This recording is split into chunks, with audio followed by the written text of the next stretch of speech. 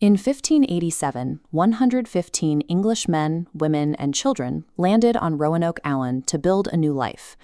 3 years later, Governor John White returned from a supply run to find a ghost town. The houses were dismantled and the people were gone. Carved into a wooden post was a single word, Croatoan. That inscription became the foundation for a myth, leading generations to assume the entire colony moved or perished as one unified group. This obsession with finding a mass settlement or a single mass grave led to decades of false trails. It inspired hoaxes like the 1937 Dare Stones, which claimed to provide a written narrative of the group's final days. Modern paleoclimate data reveals the reality of their environment. This is a chart showing 800 years of tree ring moisture data from the region.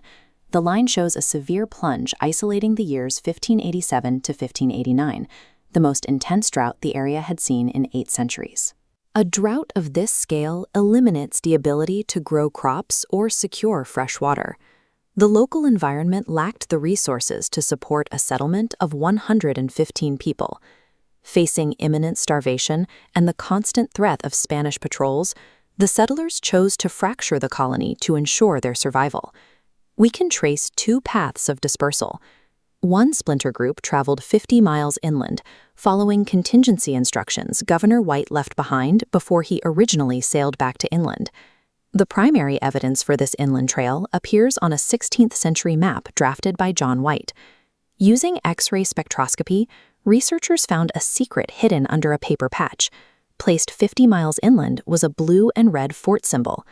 This hidden map marker led modern archaeologists to Bertie County, North Carolina, where they began excavations at 2 locations designated as Site X and Site Y. In the soil, they recovered concentrations of 16th century Surrey, Hampshire borderware and Elizabethan ceramics, the specific pottery used by English settlers during this period. The small footprint of these ceramic clusters shows that only a small satellite faction, perhaps an extended family, settled here. The evidence confirmed the colony had broken apart. While some families moved inland, a second group followed the literal Croatoan carvings south to Hatteras Island to seek aid from allied indigenous tribes. Archaeological digs on Hatteras show clear evidence of integration. Searchers found fragments of European rapier hilts and toother items mixed into the sediment layers of indigenous villages.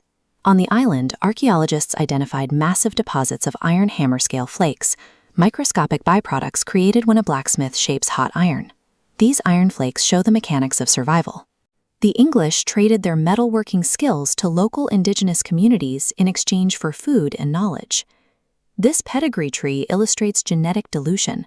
Across 15 generations, 16th century English markers fade into statistical noise.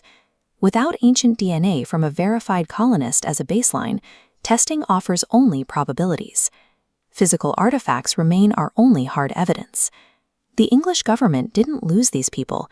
They actively sacrificed the colony's resupply ships to prioritize the war against Spain. When John White finally returned, he found a methodically dismantled fort. The houses had been taken apart with care, evidencing an organized, pragmatic relocation. Realizing help was not coming, the remaining settlers chose to dissolve their English societal structure. They splintered into family units to weave themselves into the existing Native American landscape. Their European goods, their blacksmithing skills, and their bloodlines entered the permanent fabric of the Carolinas. The Roanoke story is an account of human adaptation. Survival required these families to fracture their original identities to become something entirely new.